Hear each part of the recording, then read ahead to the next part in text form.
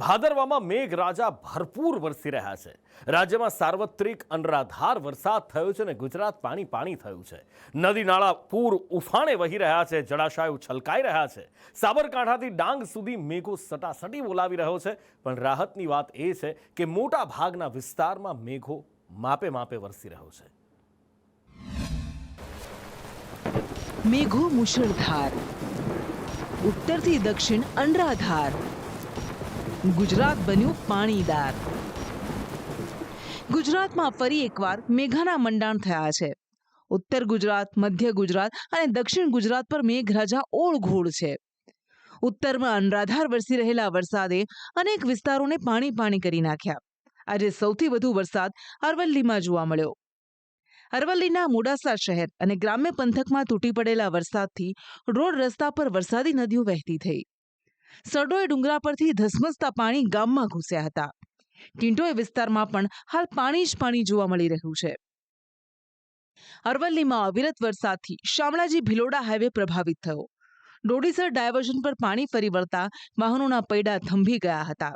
રસ્તો બંધ થતા અંબાજી જતા પદયાત્રીઓ પણ મુશ્કેલીમાં મુકાયા। અને શામળાજીથી આગળ બ્રિજનું કામ ચાલુ છે એ કંઈ ડાયવર્ઝન આપેલું પણ એમાં કોઈ પુલિયાની કોઈ વ્યવસ્થા નથી અને પાણીનો પ્રવાહ વધી જવાથી અહીંયા રસ્તો બંધ છે। 1.5 કલાકથી ઊભા છીએ। અરવલ્લીમાં ખાબકેલા ભારે વરસાદ અને ઉપરવાસના પાણીથી બાયડની ધામણી નદી ગાંડીતુર બની। તલોદ નજીક આવેલો ધામણી નદી પરનો કોઝવે પાણી પાણી થતા હાલ હમીરપુરા, બોડી, મઠ, મોતીપુરા જેવા ગામોનો સંપર્ક કપાયો છે।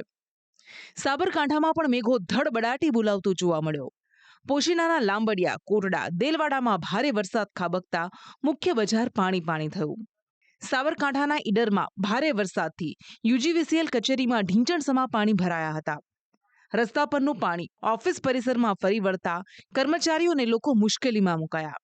ઈડરની આત્મવલ્લભ હોસ્પિટલમાં પણ જળ કરફ્યુ લાગ્યો। હોસ્પિટલમાં ઢીંચણસમા પાણી ભરાતા સ્ટાફ અને દર્દીઓ મુશ્કેલીમાં મુકાયા। સાબરકાંઠામાં 6 કલાકમાં 6 ઇંચ કરતાં વધુ વરસાદ ખાબકતા હોનારત સર્જાઈ છે। નીચાણવાળા વિસ્તારોમાં પાણી ભરાતા લોકોને હાલાકી પડી રહી છે।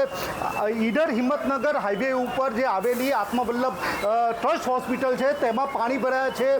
રોડ રસ્તા ઉપર જે આવવાનું પાર્કિંગ એરિયા હોય કે આખું કમ્પાઉન્ડ એરિયા હોય, ઢીંચણસમાં પાણી ભરાયા છે। સાબરકાંઠાના હિંમતનગરના ગોહાઈ ડેમમાંથી પાણી છોડાતા હાથમતી નદી બે કાંઠે થઈ છે। હાથમતી નદી પરના 4-5 કોઝવે પાણીમાં ગરકાવ થઈ જતા 14 થી 15 જેટલા ગામડાઓનો સંપર્ક તૂટ્યો છે। અવિરત વરસાદથી પાણીના પ્રવાહમાં ગાંભોઈ પાસેનું ડાયવર્ઝન ધોવાતા હાઈવે બંધ થયો છે। ઉત્તરની સાથે મધ્ય ગુજરાતમાં પણ મેઘાવી માહોલ જામ્યો। આણંદના ઉમરેઠમાં ખાબકેલા ભારે વરસાદથી પરવટા, ભાલેજ, સુંદરપુરા, સુરેલીના નીચાણવાળા વિસ્તાર પાણી પાણી થયા।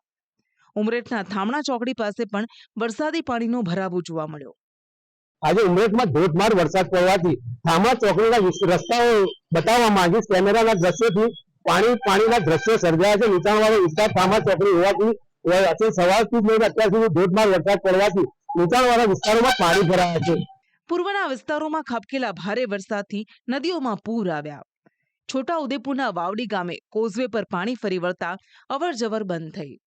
નદી પાર કરવા હાલ ગ્રામજનોએ માનવ સાંકળ રચી કોઝવે પાર કરવો પડ્યો। પંચમહાલ ગોધરાના વાઘજીપુરામાં કોતર પસાર કરતા બાઇક સવારોના જીવ જોખમમાં મુકાયા। પાણીનો ધસમસતો પ્રવાહ બાઇક તાણી જવાનું જોર કરી રહ્યો હતો। જોકે જીવ મુશ્કેલીમાં મુકાતા બાઇક સવારોએ વાહન છોડી દીધું અને જીવ બચાવ્યા। પંચમહાલના શહેરામાં પણ ભારે વરસાદ ખાબકતા કેટલીક સોસાયટીમાં પાણી ઘૂસી ગયા।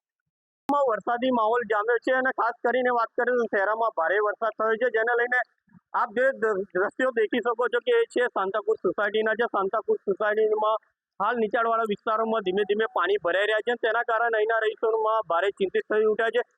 ભરૂચના અંકલેશ્વરમાં ધોધમાર વરસાદ ખાબકતા જીઆઈડીસીના વિવિધ વિસ્તાર પાણી પાણી થયા। ગોવર્ધનનાથજી હવેલી, આમરકુંજ સોસાયટી વિસ્તારમાં પાણી ભરાયા। તાપીના ડોલવણમાં ધોધમાર વરસાદથી સ્થાનિક નદીઓમાં ઘોડાપૂર આવ્યા।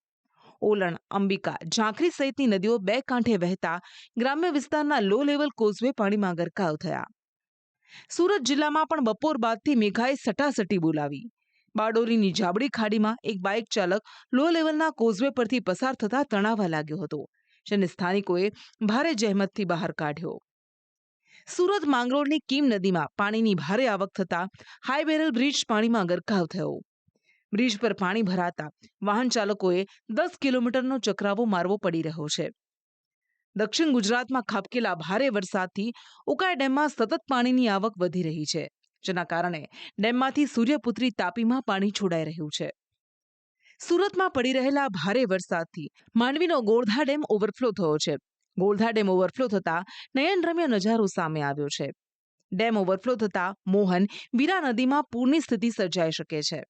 ભારે વરસાદથી નવસારીની કાવેરી નદીનું જળસ્તર વધ્યું છે. નદી વચ્ચે આવેલ તડકેશ્વર મહાદેવ મંદિરે પણ જળ સમાધિ લીધી. કાવેરી નદીના સુંદર આકાશી દ્રશ્યો મન મોહી લે તેવા છે, પણ પાણીનો પ્રવાહ સતત વધતા કાવેરી નદી તબાહી લાવી શકે છે.